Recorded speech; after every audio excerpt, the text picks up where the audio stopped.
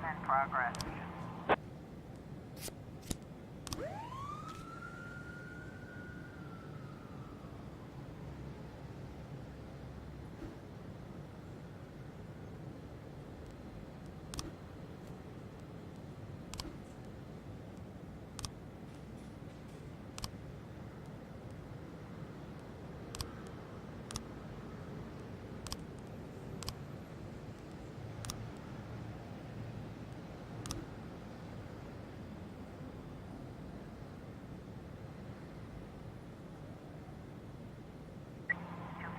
Progress.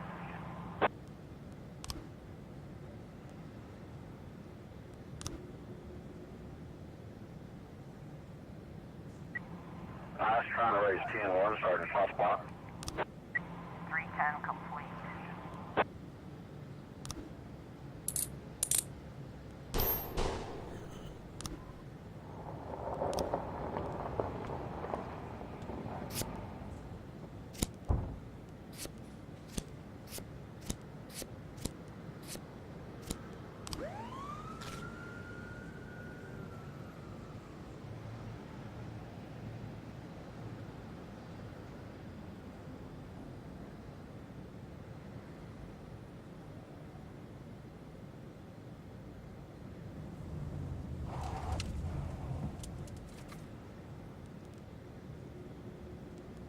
Officer on scene, looks like we have a situation here.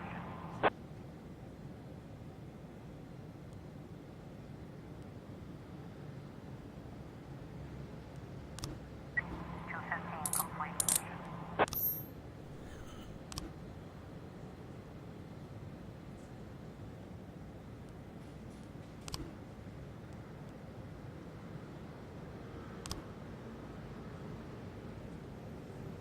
113B in progress.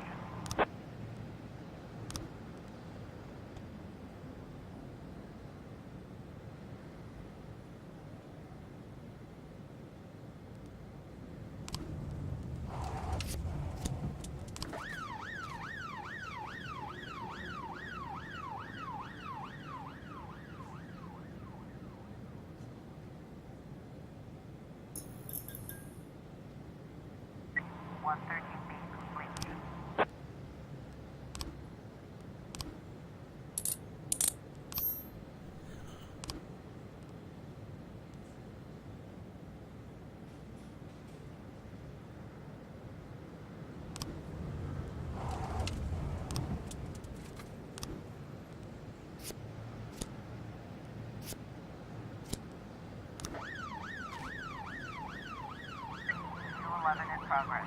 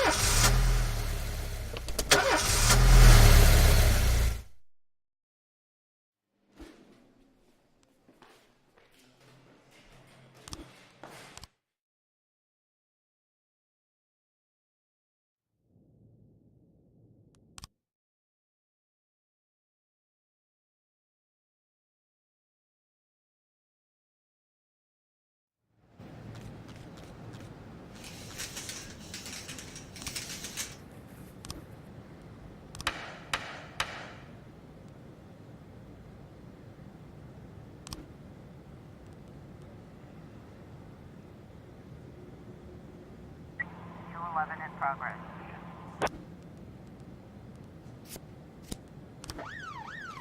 411 in progress.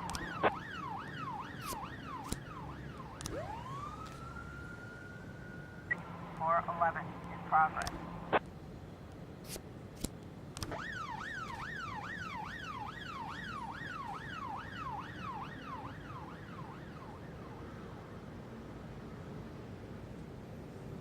211 complete.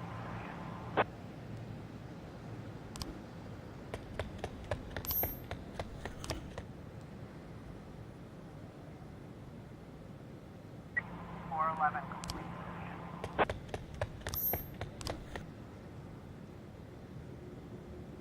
411 complete. 110B in progress.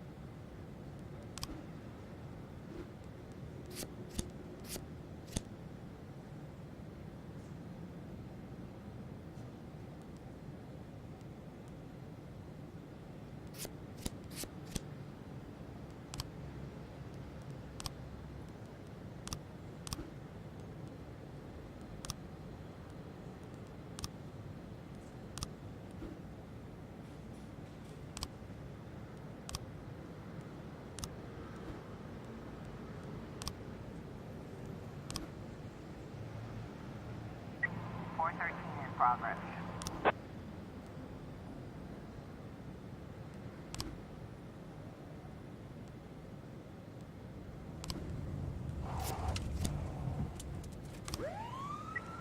I was trying to raise 10-1, starting soft spot.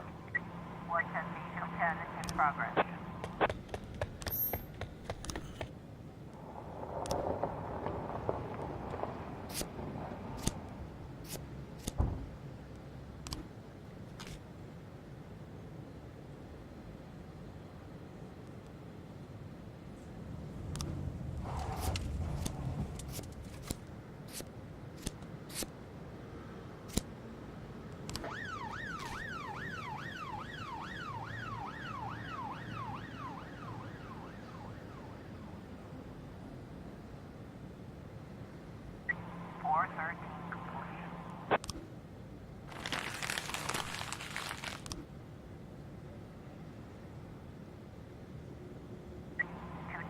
Complete.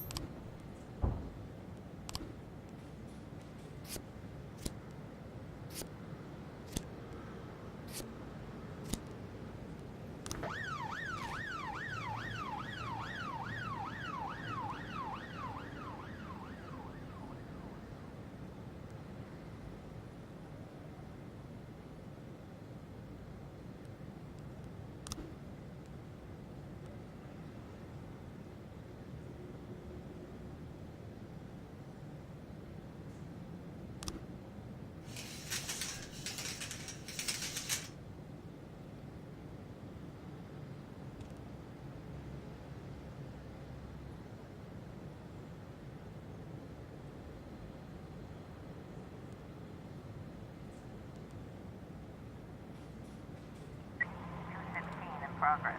212 in progress.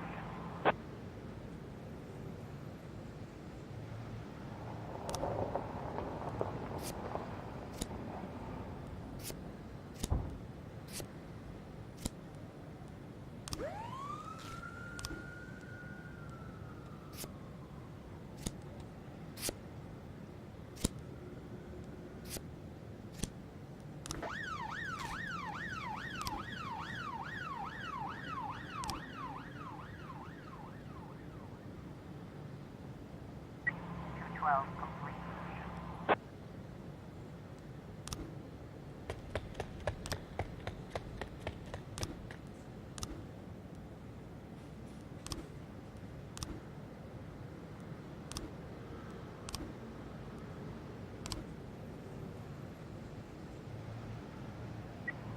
I was trying to raise 10-1, Sergeant, hot spot.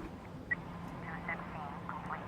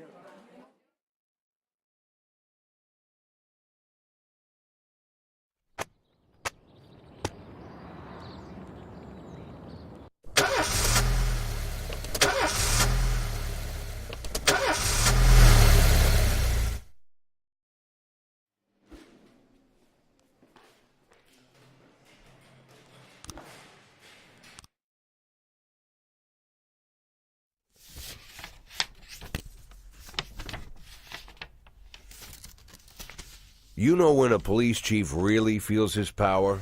When he hires and fires people? When he throws folks in jail? When he's bossing everyone around all morning?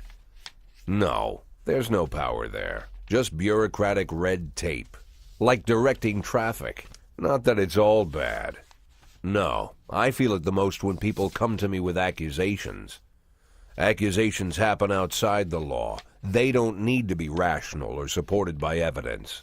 They don't petition justice in the careful words of legal formality. No, an accusation is a personal cry, full of resentment or envy, a defeated moan or an angry howl. The accuser rarely imagines you'll share their resentment, their envy, their hatred. No, but they do imagine that your love of power is so strong that you'll leap to decide the fates of others, happy just to take someone's word for the facts. Businessmen accuse the gangsters blame our public figures denounce politicians, the politicians point to the businessmen. When it comes to accusation, there's only one rule. Don't aim too high. If you overestimate your own importance, then complaining can cost you your life. So choose the easier path. Exaggerate as far as you can, and try to make your plea sound as sad and pathetic as possible.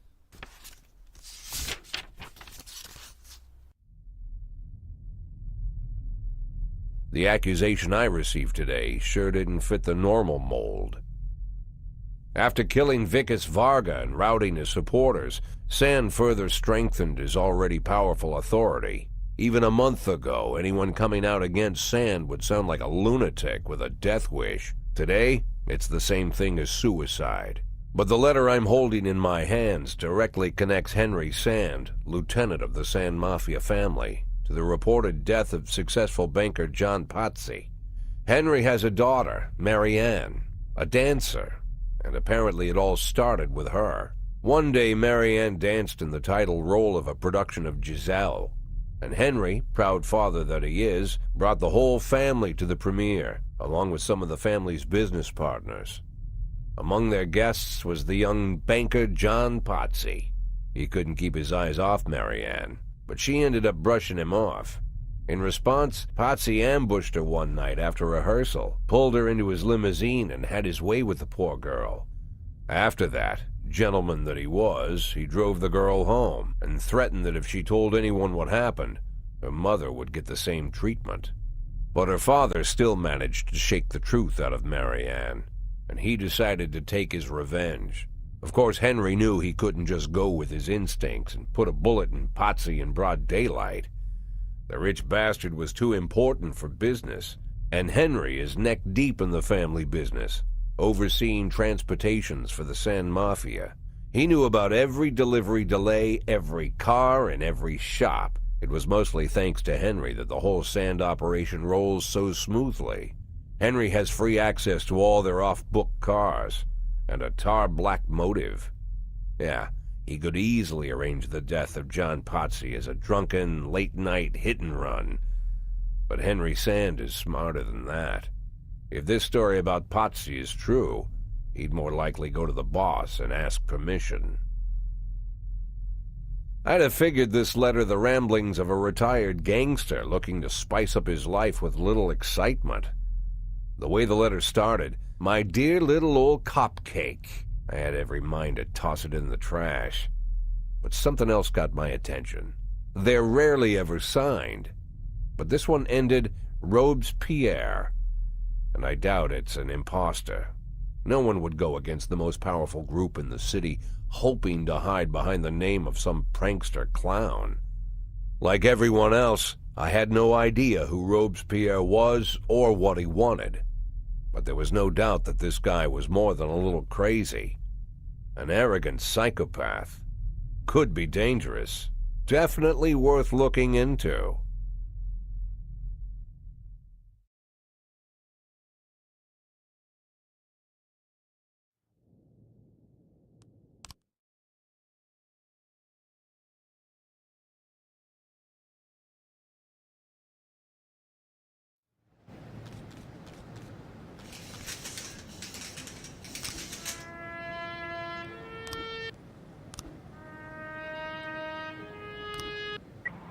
Ton B in progress.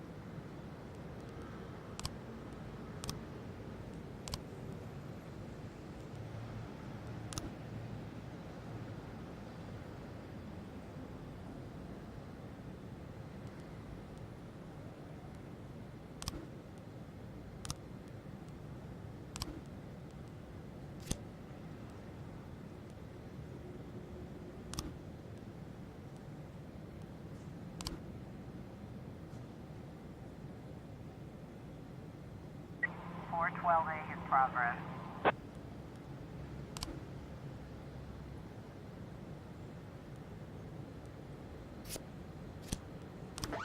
Officer, looks like we have a situation here.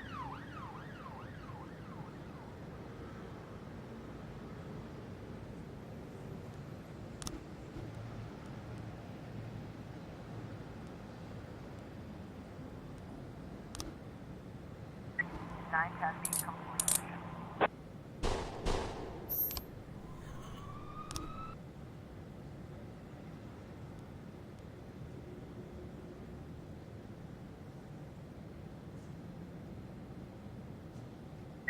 Nine testing in progress. I was trying to raise 10-1, Sergeant Softball. 412A completion.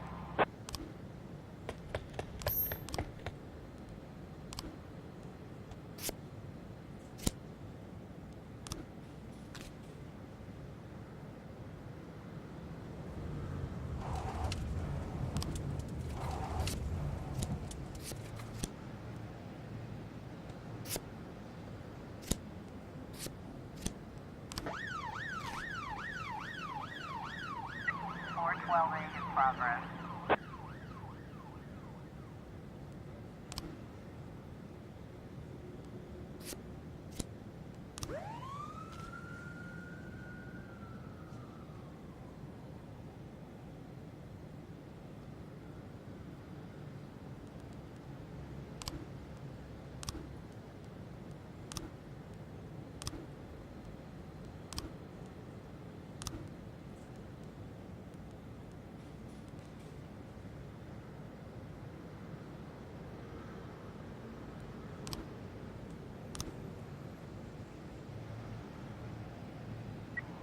I was trying to raise 10-1, Sergeant Softball.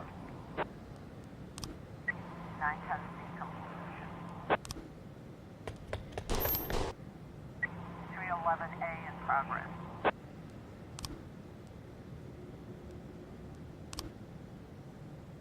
.412A completion.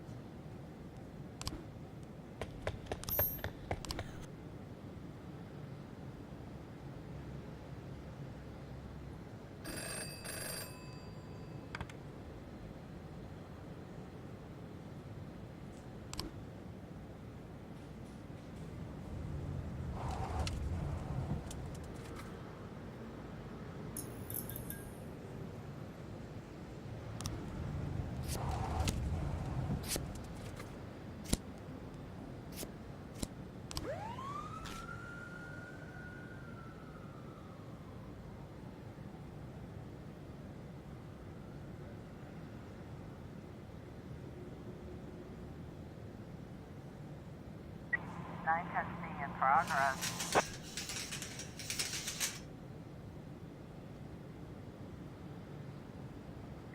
311A complete.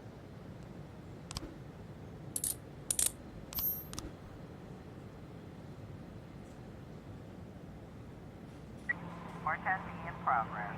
910B completion.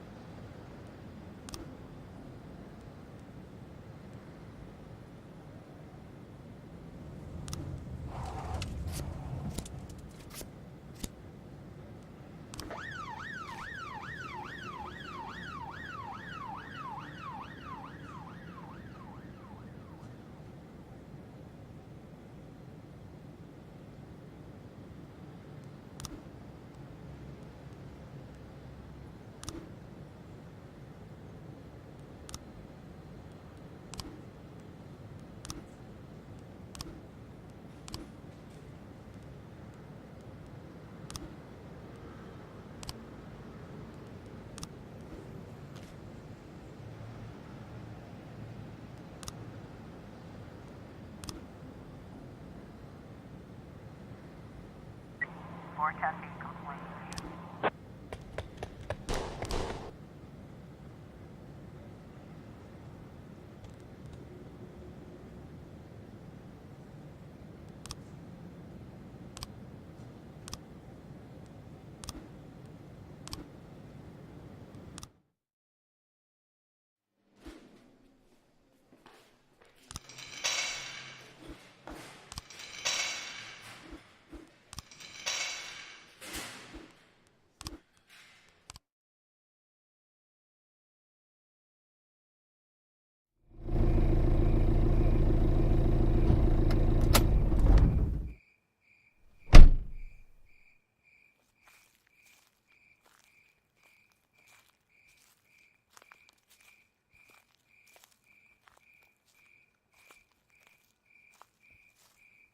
Oh, Jack, you always come back so late. What's wrong? Bad news? Good news, Jack. Laura is ready. Ready how? She's coming back? When? Not that fast, Jack. Laura's ready to talk.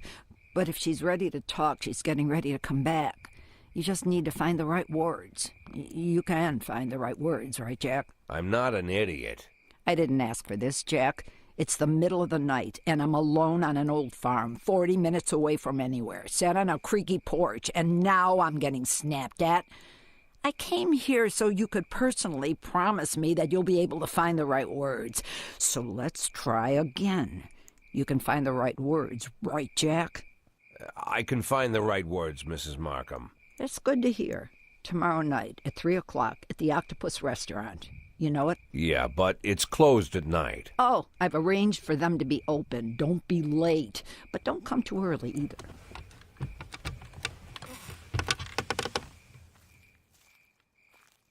Mrs. Markham? Yeah? I should probably offer you some tea or something before you go. Do you have any tea? No. Good night, Jack.